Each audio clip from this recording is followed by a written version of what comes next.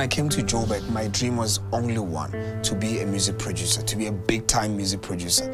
I saw myself behind the scene of most big artists. You know, that was my dream. So post my matric, I knew that I'm coming to Joburg. As I was doing my third year at Parktown College, I got a job in a radio station, which was very flexible. They hired me to be a radio technical producer. I applied internship at SABC to further my radio production. At that time, things haven't been happening music-wise yet.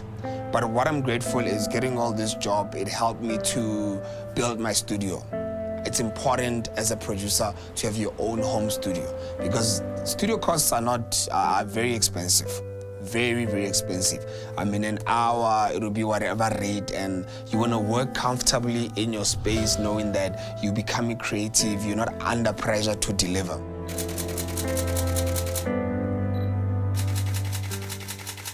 It went 2002, 3, 4, 5, 6, 7, and I think I had my studio around 2005, 6, 7. And I started making music again. I started making music, producing 2008, working 2009. I released my first song. That was 2011. That's when I released Invitation to Dance, which was a national sensation, you know. So then I dropped my debut album 2012. They had a lot of hits, Yo Banja, Ungezuga Mbambang, which was a quite a feel. I diverted a bit from the usual house that I'm known for.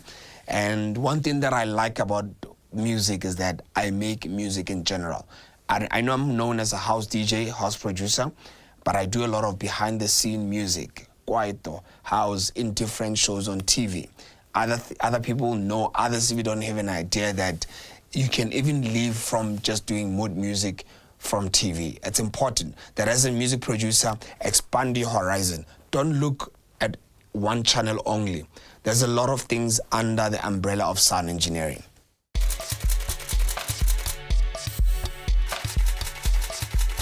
Here you are, you have your music, you've been working, you're in studio, the product is there. Because the first thing that is needed is for you to have a product. You have a product, what to do. That was my also confusion. I didn't even know where to start, where to knock, who to talk to, how do I do it, how do I protect my intellectual property, you know? I know the first thing that I once did a long time ago was register my music with SAMRO. And SAMRO stands for South African Music Rights Organization. They protect your work. And they don't only protect your work, they collect money from different platforms where your music is played. If your music plays on radio royalties are being collected. If it plays on TV, same thing happens. So at least that first step, I did it, and I advised everyone to start there first. Check their website, they have all information needed.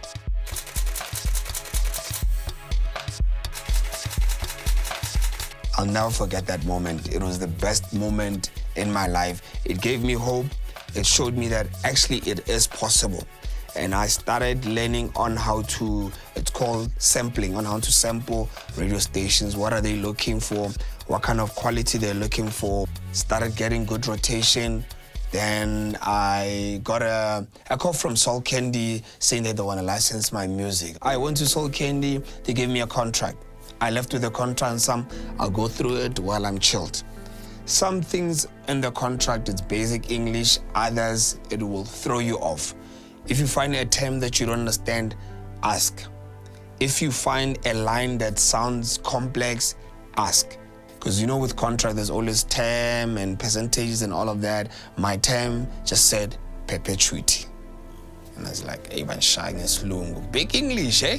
I went to the dictionary, checked it out to find out that that contract said I'm signing my music out forever, which is what we should be careful of, perpetuity.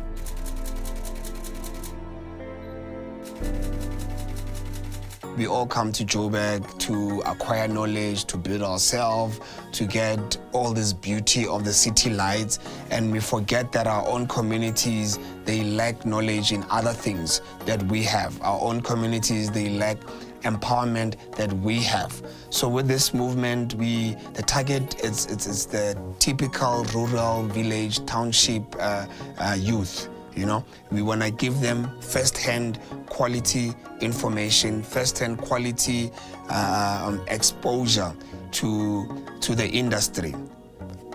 The industry I know best is the entertainment industry, the arts, the music, the drama. And when I look around, I'm also surrounded by a lot of talented people that I work with.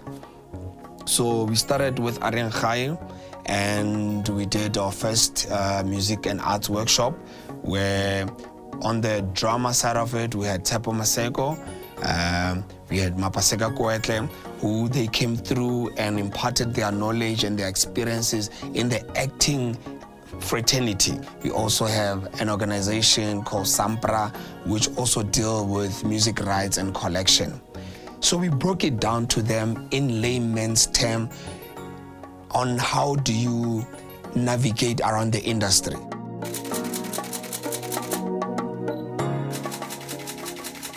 Whatever skill in your field of work, take it back home. Someone needs that. You've been blessed with an opportunity to come to Joburg and suck that knowledge. Let's take it back home where we can. I know one would say, hey, but we don't have funds. We also don't have funds. We're running it without funds. We're running it without capital, you know. But because we believe so much in what we do, a lot of sacrifices are being done. So we have a new song. The video is out as I speak. It's already on rotation in a lot of big radio stations. So also the video, it's out, it's on rotation on big platforms. For me, that is what inspires me. That's what I call progress. If you work and you see where your steps are going. I would like to inspire everyone that is watching this at this moment, that don't think twice, do what you have to do. Life is given, opportunity sometimes comes once, might not come back again. But while it's given to you, hit hard.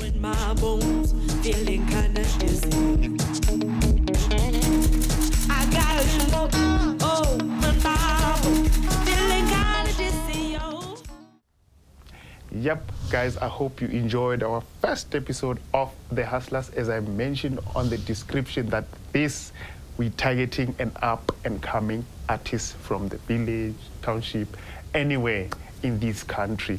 And even well-established artists, you can always learn. For you guys not to miss this informative content, I would urge you to subscribe.